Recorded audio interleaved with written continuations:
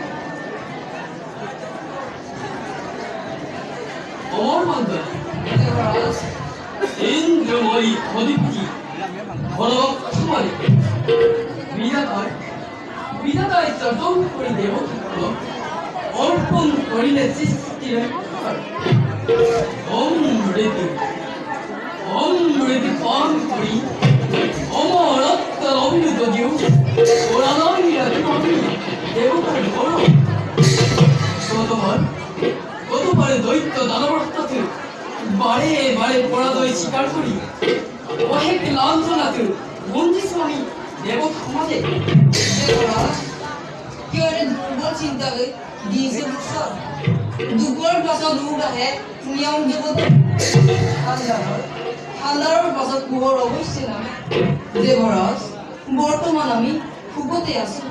আর দেবরাজ সৃষ্টি এই স্থিতি প্ৰলয়ৰ পৰা সিজনৰ ওপৰ কোনো আমাৰ ওপৰত তেনে স্থলত তেনে কোনে কৰিব পাৰে উপকাৰ সেই দেৱ মানৱ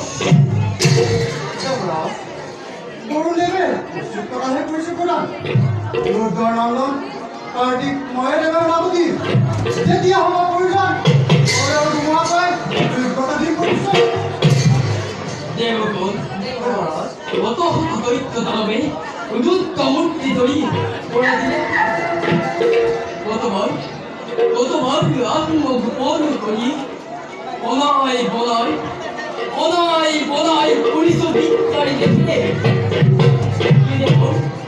ত্রিদেবর কার্তিক দৈন্য বারে দৈত্য দানবে দেবতার